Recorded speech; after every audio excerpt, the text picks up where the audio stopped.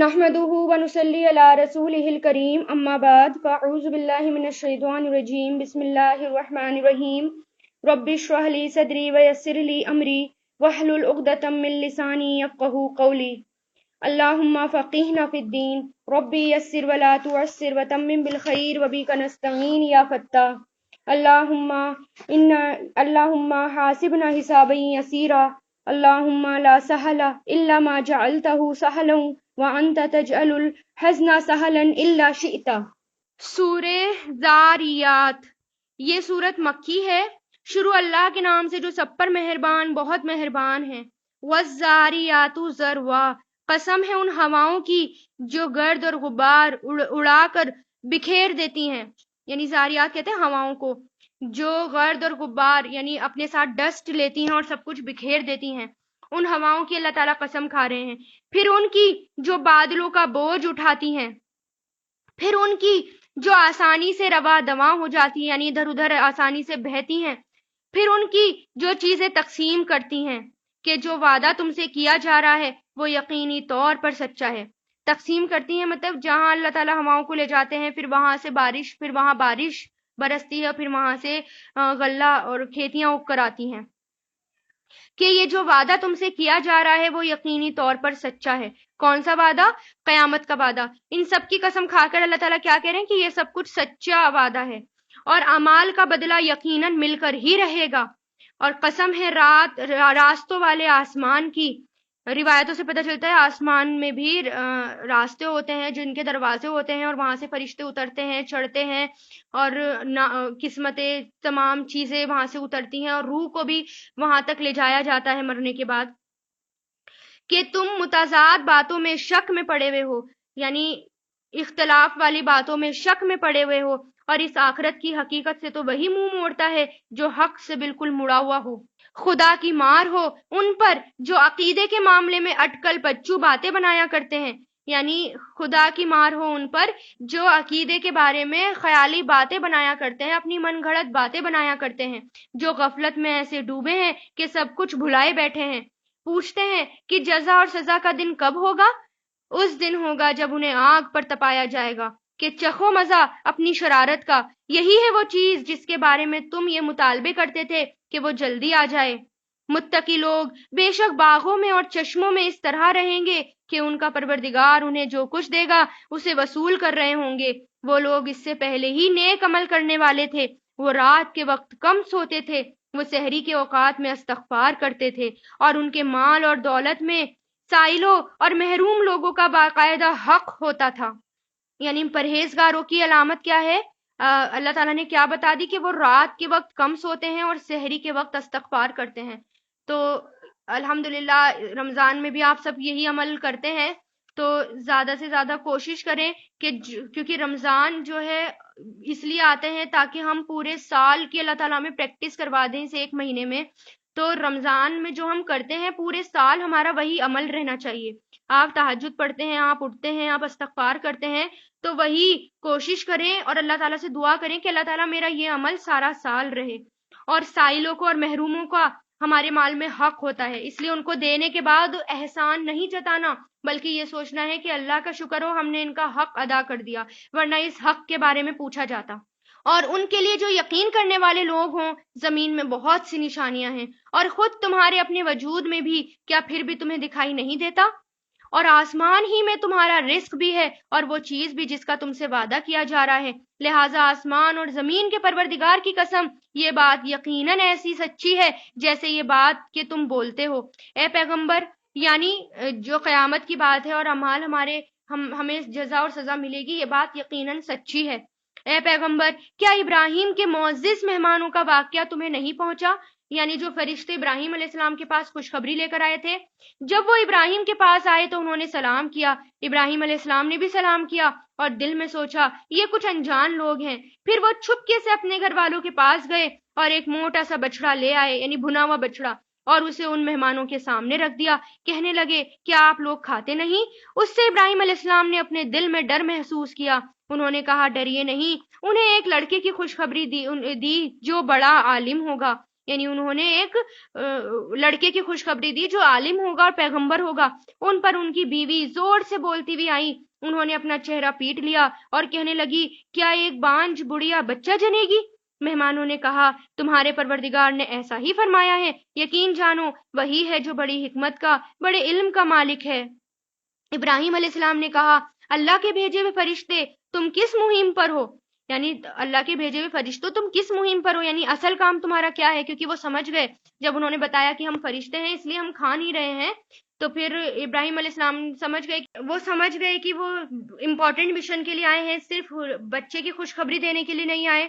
انہوں نے کہا ہمیں کچھ مجرم لوگوں کے پاس بھیجا گیا ہے تاکہ ہم ان پر پکی مٹی کے پتھر برسائیں. کون سی قوم کے پاس؟ قوم لوط کے پاس بھیجا گیا، جن پر حد سے گزرے ہوئے لوگوں کے لیے تمہارے پروردگار کے پاس خاص نشان بھی لگے ہوئے ہیں. یعنی ان کے اوپر پکی مٹی کے پتھر برسے تھے، پتھروں کی بارش ہوئی تھی اور ان کی بستیوں کو پورا الٹ دیا گیا تھا. پھر ہوا یہ کہ اس بستی میں جو کوئی مومن تھا اس کو ہم نے وہاں سے نکال لیا، اور اس میں ایک گھر کے سوا ہم نے کسی گھر کو مومن نہیں پایا. یعنی صرف لوط علیہ السلام کا گھر تھا جو مومن گھر تھا اور وہ ایمان لایا تھا، اس کے علاوہ ایمان نہیں لائے. اور ہم نے اس بستی میں ان لوگوں کے لیے عبرت کی ایک نشانی چھوڑ دی جو دردناک عذاب سے ڈرتے ہوں. اور موسیٰ علیہ السلام کے واقعے میں بھی ہم نے ایسی ہی نشانی چھوڑ دی جب ہم نے انہیں ایک کھلی ہوئی دلیل کے ساتھ فرعون کے پاس بھیجا تھا. تو فرعون نے اپنی قوت بازو کے بل پر یعنی اپنی طاقت کے بل پر منہ موڑا اور کہا کہ یہ جادوگر ہے یا دیوانہ ہے. چنانچہ ہم نے اسے اور اس کے لشکر کو پکڑا اور سب کو سمندر میں پھینک دیا، وہ تھا ہی ملامت کے لائق.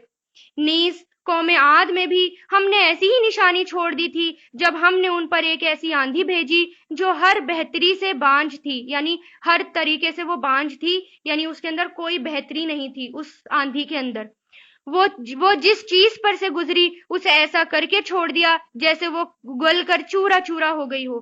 یعنی اللہ تعالیٰ نے ایسے عذاب والی آندھی بھیجی کہ اس آندھی نے ان کا سب کچھ تباہ کر دیا. اور قوم سمود میں بھی ہم نے ایسی ہی نشانیاں تھیں جب ان سے یہ کہا تھا کہ تھوڑے وقت تک مزے اڑا لو، پھر سیدھے نہ ہوئے تو عذاب ضرور آئے گا. یعنی قوم سمود کے پاس بھی نشانیاں بھیجی اور کہا کہ اگر سیدھے نہیں ہوئے تو عذاب آئے گا. اس پر بھی انہوں نے اپنے پروردگار کا حکم ماننے سے سرکشی کی تو انہیں کڑکے نے آ پکڑا اور وہ دیکھتے ہی رہ گئے. یعنی ایک ان کے اوپر کڑکا آیا، آواز آئی اور پھر وہ ایک دم سب بجھ کر رہ گئے. نتیجہ یہ ہوا کہ نہ تو ان میں یہ سخت رہی کہ وہ کھڑے ہو سکیں، نہ تو ان کے اندر یہ طاقت بچی کہ وہ کھڑے ہو سکے، نہ وہ اس قابل تھے کہ اپنا بچاؤ کر سکے. اور اس سے بھی پہلے نوح کی قوم کو بھی ہم نے پکڑ میں لے لیا تھا. یقین جانو وہ بڑے نافرمان لوگ تھے. اور آسمان کو ہم نے قوت سے بنایا، طاقت سے بنایا، اور ہم یقیناً وسعت پیدا کرنے والے ہیں.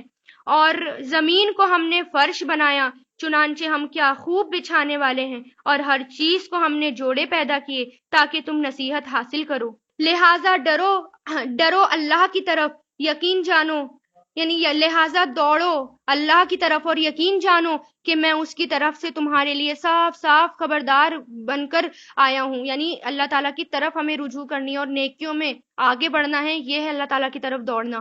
اور اللہ کے ساتھ کوئی اور معبود نہ بناؤ، یقین جانو میں اس کی طرف سے تمہارے لیے صاف صاف خبردار کرنے والا بن کر آیا ہوں. اسی طرح ان سے پہلے جو لوگ تھے ان کے پاس کوئی بھی پیغمبر ایسا نہیں آیا جس کے بارے میں انہوں نے یہ نہیں کہا ہو کہ یہ جادوگر ہے یا دیوانہ ہے. یعنی آپ صلی اللہ علیہ وسلم کے سے پہلے جتنے بھی پیغمبر آئے ان سب کو کیا کہا کہ یہ جادوگر ہیں یا دیوانے ہیں. یعنی ساری قوم نے ایک ہی بات کہی. کیا یہ ایک دوسرے کو اس بات کی وصیت کرتے چلے آئے ہیں؟ یعنی اللہ تعالیٰ نے کہا کیا یہ وصیت کر کے آئے تھے ایک دوسرے کو؟ نہیں، بلکہ یہ تو سرکش لوگ ہیں. لہٰذا اے پیغمبر تم ان سے بے رخی اختیار کرو کیونکہ تم قابل ملامت نہیں ہو، یعنی تم ان کو اگنور کرو. لہٰذا اے پیغمبر تم ان کو اگنور کرو اور نصیحت کرتے رہو کیونکہ نصیحت ایمان والے لوگوں کو ہی فائدہ دیتی ہیں. تو نصیحت کن کو فائدہ دیتی ہے؟ جو ایمان لایا ہو. اور میں نے جنات اور انسان کو اس کے سوا کسی اور کام کے لیے پیدا نہیں کیا کہ وہ میری عبادت کریں. تو انسان اور جنات صرف کیوں پیدا ہوئے ہیں؟ اللہ تعالیٰ کی عبادت کے لیے پیدا ہوئے ہیں. اور عبادت کا طریقہ کیا ہے؟ جو کام آپ صلی اللہ علیہ وسلم نے کیا ہے وہ کام ہمیں کرنا ہے اور وہی عبادت ہے. میں ان سے کسی قسم کا رزق نہیں چاہتا اور نہ یہ چاہتا ہوں کہ وہ مجھے کھلائیں۔ اللہ خود ہی رزاق ہے، یعنی بہت رزق دینے والا ہے اور طاقت والا ہے۔ اب تو جن لوگوں نے ظلم کیا ہے ان کی بھی ایسی ہی باری آئے گی جیسے ان کے پچھلے ساتھیوں کی باری آئی تھی، یعنی جیسے پچھلی قومیں تباہ ہوئی تھیں۔ اس لیے وہ مجھ سے جلدی عذاب لانے کا مطالبہ نہ کریں۔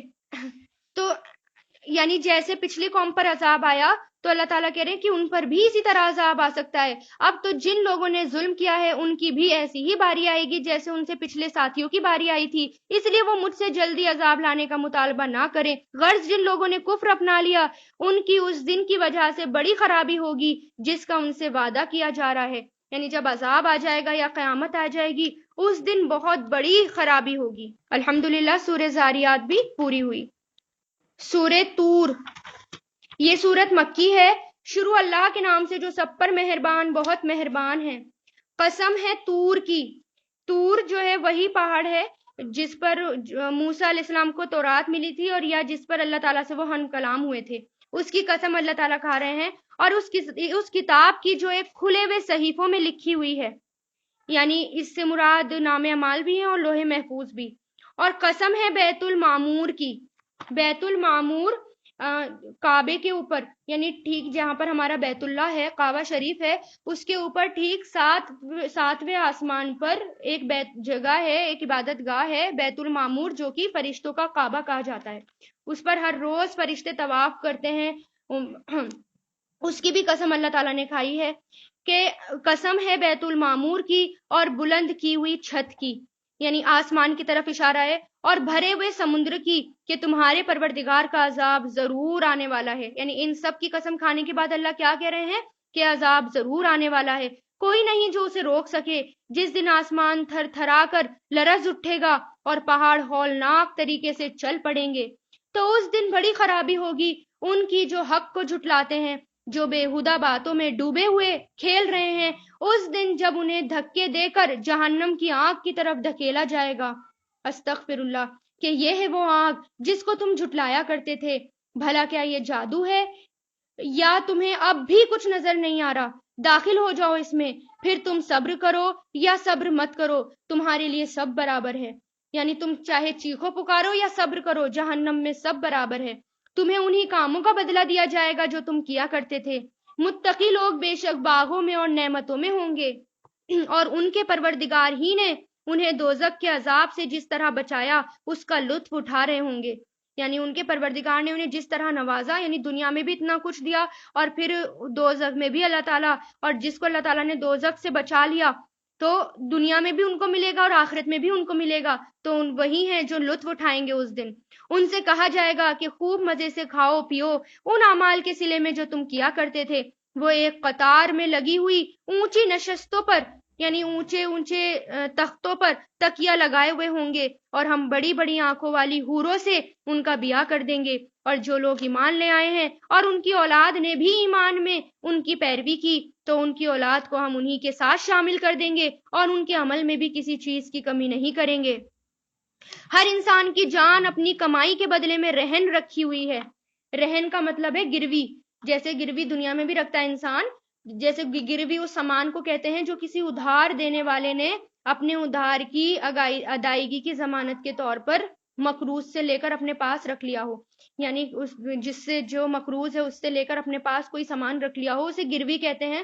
اور انسانوں کی جان دنیا میں گروی رکھی ہوئی ہے کہ اگر انسان نیک عمل کرے گا، اللہ تعالیٰ کے حکموں پر چلے گا تو اللہ تعالیٰ اس کی جانوں کو چھوڑ دیں گے اور ان کو ہمیشہ کی زندگی جنت میں داخل کر دیں گے۔ لیکن اگر کسی نے اپنی جان نہیں چھڑوائی تو جو گروی رکھی ہوئی نہیں چھڑوائی تو پھر اس کو دوزخ میں قید کر دیا جائے گا۔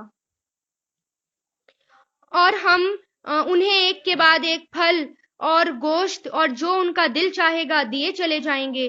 وہاں وہ ایسے جام شراب پر دوستانہ چھینا جھپٹی کر رہے ہوں گے جس میں نہ تو کوئی بےہودگی ہوگی نہ کوئی گناہ ہوگا۔ یعنی چھینا جھپٹی کیوں کریں گے؟ محبت کے انداز میں، جیسے دنیا میں انسان محبت کی وجہ سے ایک دوسرے سے چھینا جھپٹی کرتا ہے، اسی طرح کم ہونے کی وجہ سے نہیں ہوگی یہ چھینا جھپٹی۔ اور ان کے ارد گرد وہ نوجوان پھر رہے ہوں گے جو انہی کی خدمت کے لیے مخصوص ہوں گے، ایسے خوبصورت جیسے چھپا کر رکھے ہوئے موتی ہوں۔ یعنی نوجوان بھی ہوں گے، اور وہ ایک دوسرے کی طرف متوجہ ہو کر حالت پوچھیں گے، کہیں گے کہ ہم جب اپنے گھر والوں یعنی دنیا میں تھے تو ڈرے سہمے رہتے تھے، آخر اللہ نے ہم پر بڑا احسان کیا اور ہمیں جھلسانے والی ہوا کے عذاب سے بچا لیا، اور ہم اس سے پہلے اس سے دعائیں مانگا کرتے تھے۔ حقیقت یہ ہے کہ وہی ہے جو بڑا محسن، بڑا مہربان ہے۔ انسان پاسٹ کی باتوں کو یاد کرتا ہے تو آخرت میں بھی جب وہ ایک دوسرے کے سامنے متقی لوگ بیٹھے ہوں گے تو وہ دنیا کے بارے میں باتیں کریں گے کہ دنیا میں یہ تھا اور اللہ نے ہم پر احسان کیا اور اللہ نے ہمیں جنت میں بھیج دیا۔ لہٰذا اے پیغمبر تم نصیحت کرتے رہو، کیونکہ تم اپنے پروردگار کے فضل سے نہ تو کاہن ہو اور نہ ہی مجنون ہو۔ بھلا کیا یہ لوگ یوں کہتے ہیں کہ یہ صاحب شاعر ہیں جن کے بارے میں ہم زمانے کی گردش کا انتظار کر رہے ہیں؟ یعنی یہ چاہتے تھے کہ آپ صلی اللہ علیہ وسلم پر مصیبت آ جائے، جس طرح زمانے میں لوگوں کے اوپر مصیبت آ جاتی ہے اس طرح ان پر بھی آ جائے۔ کہہ دو کر لو انتظار، میں بھی تمہارے ساتھ انتظار کر رہا ہوں۔ کیا ان کی عقلیں ان کو یہی کچھ کرنے کو کہتی ہیں، یا وہ ہیں جو سرکش لوگ ہیں؟ ہاں، کیا وہ یہ کہتے ہیں کہ ان کے صاحب نے یہ قرآن خود گڑھ لیا، یعنی آپ صلی اللہ علیہ وسلم نے یہ قرآن خود گڑھ لیا؟ نہیں، بلکہ یہ تو ضد میں ایمان نہیں لا رہے۔ اگر یہ واقعی سچے ہیں تو اس جیسا کوئی کلام گھڑ کر لے آئیں، یعنی پھر اللہ تعالیٰ نے چیلنج کیا کہ اگر تم سچے ہو تو دوبارہ کوئی ایسا قرآن گھڑ کر لے کر آؤ۔ کیا یہ لوگ بغیر کسی کے آپ سے آپ پیدا ہو گئے ہیں، یعنی کسی کے بغیر وہ اپنے آپ ہی پیدا ہو گئے ہیں، یا یہ خود اپنے خالق ہیں، یعنی یہ انہوں نے اپنے آپ کو بنایا ہے؟ کیا آسمان اور زمین انہوں نے پیدا کیے؟ نہیں، بلکہ اصل بات یہ ہے کہ یہ یقین نہیں رکھتے۔ کیا تمہارے پروردگار کے خزانے ان کے پاس ہیں، یا وہ دروغہ بنے ہوئے ہیں، یا ان کے پاس کوئی سیڑھی ہے جس پر چڑھ کر یہ عالم بالا کی باتیں یعنی آسمان کی باتیں سن لیتے ہیں؟ اگر ایسا ہے تو ان میں سے جو سنتا ہے وہ کوئی واضح ثبوت لے کر آئے، یعنی اگر ایسا ہے تو کوئی ثبوت لے کر آؤ۔ کیا اللہ کے حصے میں بیٹیاں ہیں اور بیٹے ان کے حصے میں آئے ہیں؟ اور کیا ان سے کوئی اجرت مانگ رہے ہو، یا آپ ان سے کوئی اجرت مانگ رہے ہو جس کی وجہ سے یہ تاوان کے بوجھ میں دبے جا رہے ہیں، یعنی جس کی وجہ سے ان کے اوپر بوجھ ہے، یا ان کے پاس غیب کا علم ہے جسے یہ لکھ رہے ہیں؟ کیا یہ کوئی چال چلنا چاہتے ہیں؟ تو در حقیقت جو کافر ہیں چال تو انہی پر ہی پڑ کر رہے گی۔ کیا اللہ کے سوا ان کا کوئی اور خدا ہے؟ پاک ہے وہ اللہ اس شرک سے جو یہ کر رہے ہیں۔ اور اگر یہ آسمان کا کوئی ٹکڑا گرتے ہوئے بھی دیکھ لیں تو یہ کہیں گے کہ یہ کوئی گہرا بادل ہے۔ لہٰذا اے پیغمبر تم انہیں ان کے حال پر چھوڑ دو یہاں تک کہ یہ اپنے اس دن سے جا ملیں جس دن ان کے ہوش جاتے رہیں گے، جس دن ان کی مکاریاں ان کے کچھ کام نہیں آئیں گی، نہ انہیں کوئی مدد مل سکے گی۔ اور اس سے پہلے بھی ان ظالموں کے لیے ایک عذاب ہے، لیکن ان میں سے اکثر لوگوں کو پتہ نہیں۔ اور تم اپنے پروردگار کے حکم سے جمے رہو کیونکہ تم ہماری نگاہوں میں ہو، اور جب تم اٹھتے ہو اس وقت اپنے پروردگار کی حمد کے ساتھ اس کی تسبیح کیا کرو، اور کچھ رات کو بھی اس کی تسبیح کیا کرو، اس وقت بھی جب ستارے ڈوب رہے ہوتے ہیں۔ یعنی تسبیح کا ذکر بار بار آیا، اور تسبیح یہاں پر بھی تسبیح ایک تو یہ والی تسبیح مراد ہے سبحانک اللہم و بحمدک، کیونکہ یہ بھی تسبیح کہلاتی ہے جو ہم ثنا پڑھتے ہیں، اور پھر پانچوں وقت کی نماز کی طرف بھی یہ اشارہ ہے، اور نماز کے بعد کی بھی تسبیح۔ الحمدللہ سورہ طور پوری ہوئی۔ سورۃ النجم، نجم عربی میں ستارے کو کہتے ہیں۔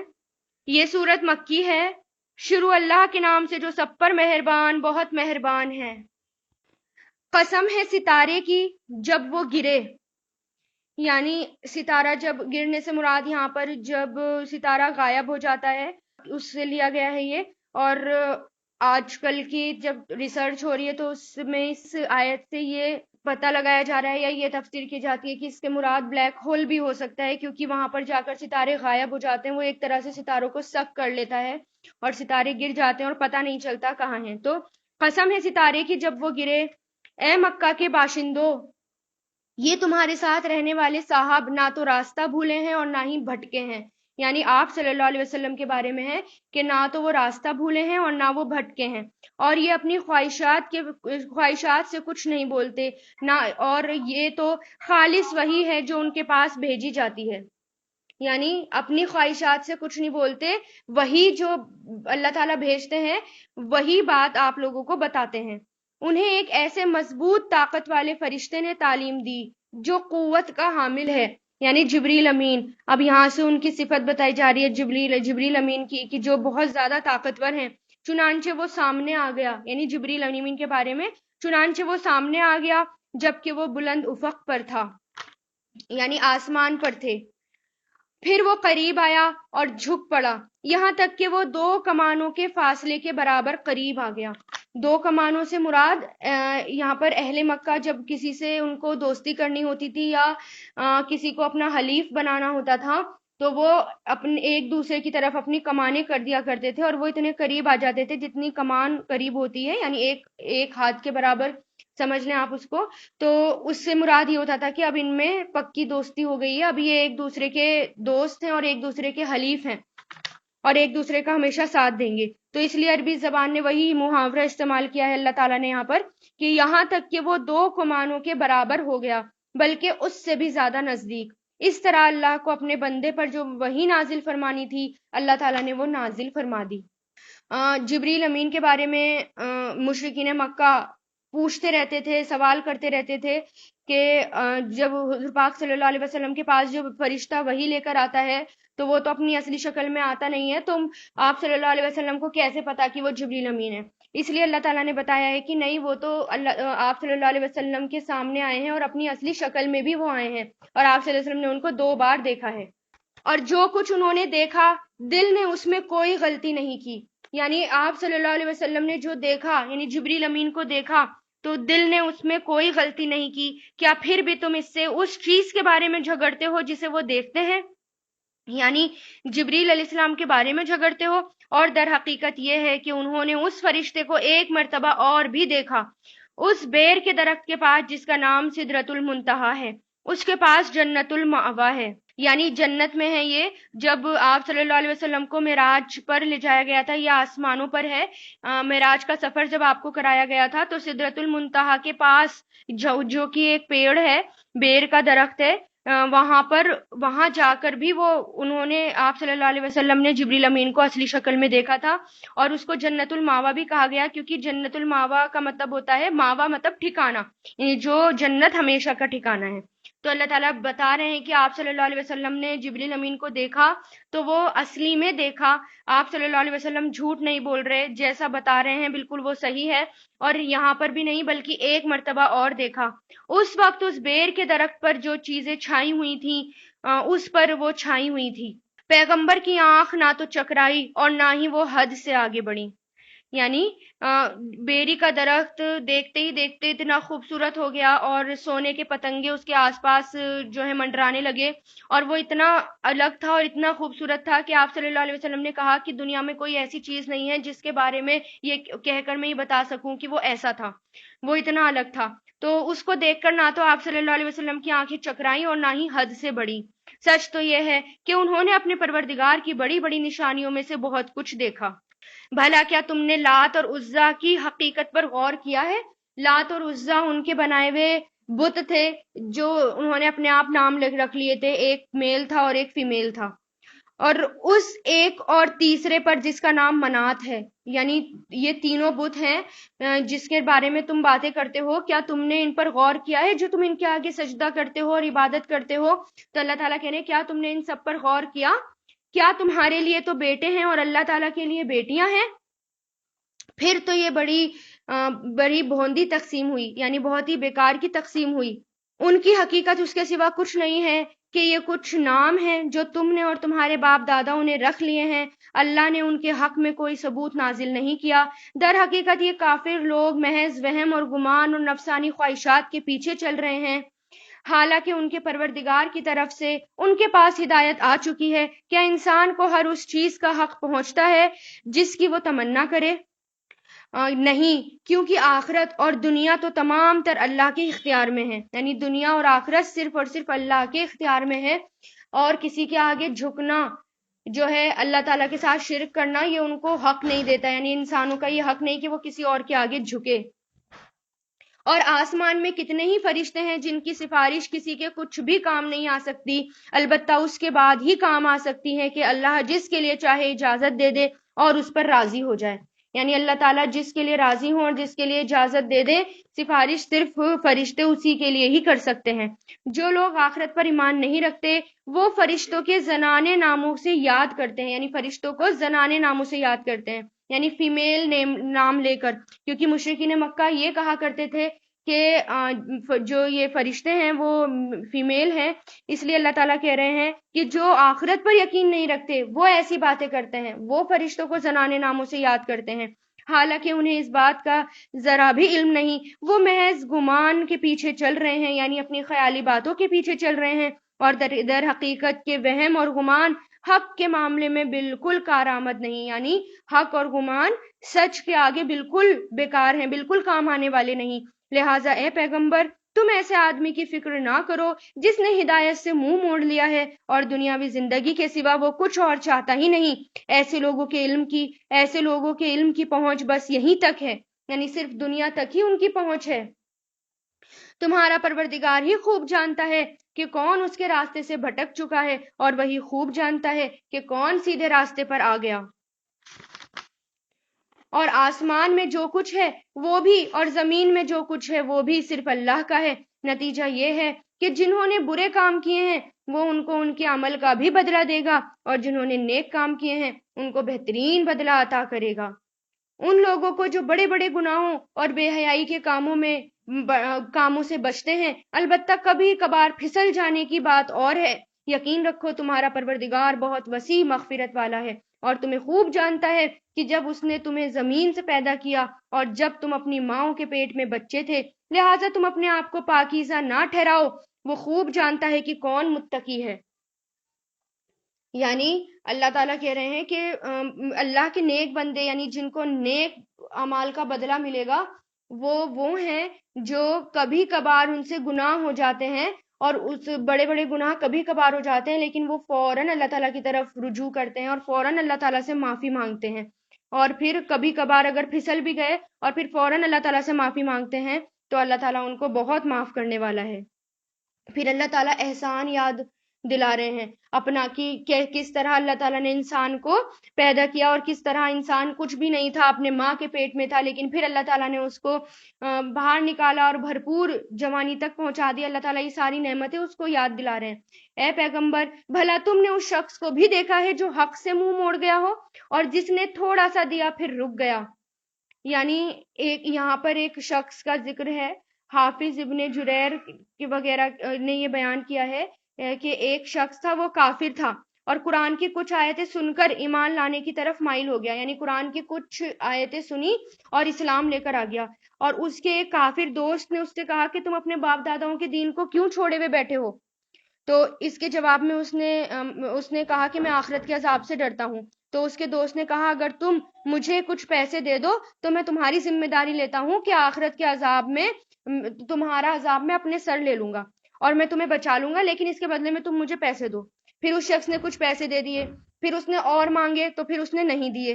تو اس کے بارے میں ذکر ہے. اور آپ نے اس شخص کو دیکھا ہے جس نے تھوڑا سا دیا پھر رک گیا. کیا اس کے پاس غیب کا علم ہے جو وہ دیکھ رہا ہے؟ یعنی چھپی ہوئی باتوں کا علم ہے ان لوگوں کے پاس. کیا اسے ان باتوں کی خبر نہیں ملی جو موسیٰ علیہ السلام کے صحیفوں میں ہیں اور ابراہیم کے صحیفوں میں بھی، جو مکمل وفادار ہیں؟ یعنی یہ کہ کوئی بوجھ اٹھانے والا کسی دوسرے کے گناہ کا بوجھ نہیں اٹھا سکتا، اور یہ کہ انسان کو خود اپنی کوشش کے سوا کسی اور چیز کا بدلہ لینے کا حق نہیں پہنچتا، اور یہ کہ اس کی کوشش ان قریب یعنی جلد ہی دیکھی جائے گی، پھر اس کا بدلہ اسے پورا پورا دیا جائے گا. یعنی ہر انسان کی کوشش دیکھی جائے گی کہ اس نے دنیا میں کتنی کوشش کی اور کس معاملے میں کوشش کی اور کیا کیا، اس کے بعد اس کو پورا پورا بدلہ دیا جائے گا. اور یہ کہ آخرکار سب کو تمہارے پروردگار کے پاس ہی پہنچنا ہے، اور یہ کہ وہی ہے جو ہنساتا ہے اور رلاتا ہے. یعنی اللہ تعالیٰ نے ہی انسان کو سب کچھ سکھایا، یہاں تک کہ اللہ تعالیٰ نے انسان کو ہنسانا بھی سکھایا اور رلانا بھی سکھایا، کیونکہ جب وہ بچہ ہوتا ہے اور جب بالکل پیدا ہو کر وہ نکلتا ہے، آتا ہے، پیدا ہوتا ہے، تو اسے کچھ بھی نہیں پتا ہوتا، لیکن ہنسنا اور رونا بھی اسے آتا ہے، اور یہ اللہ تعالیٰ ہی سکھاتے ہیں. اور یہ کہ وہی ہے جو موت بھی دیتا ہے اور زندگی بھی دیتا ہے، اور یہ کہ اسی نے نر اور مادہ کے دو دو جوڑے پیدا کیے، اور وہ بھی صرف ایک بوند سے جب وہ ٹپکائی جاتی ہے، اور یہ کہ دوسری زندگی دینے کا بھی اسی نے ذمہ لے لیا، اور یہ کہ وہی ہے جو مالدار بناتا ہے اور دولت کو محفوظ کراتا ہے، یعنی ہر چیز اللہ تعالیٰ نے ہمیں سکھائی، اور یہ کہ وہی ہے جو شورا ستارے کا پروردگار ہے، یعنی ایک ستارے کا نام ہے شورا، اور جاہلیت کے زمانے میں عرب کے لوگ اس ستارے کی عبادت کرتے تھے اور یہ سمجھتے تھے کہ یہ ستارہ ہی ہے جو ہمیں سب کچھ دیتا ہے۔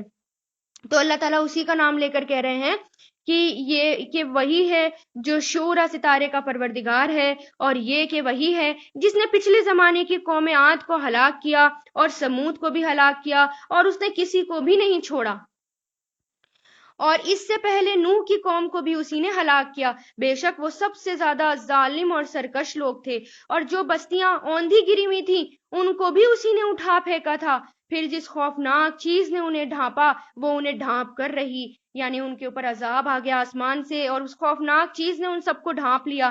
لہٰذا اے انسانوں، تم اپنے پروردگار کی کون کون سی نعمتوں میں شک کرو گے، اور یہ پیغمبر بھی پہلے خبردار کرنے والے پیغمبروں کی طرح ایک خبردار کرنے والے ہیں، یعنی جس طرح تمام پیغمبر آ چکے ہیں اسی طرح آپ صلی اللہ علیہ وسلم بھی ایک پیغمبر ہیں۔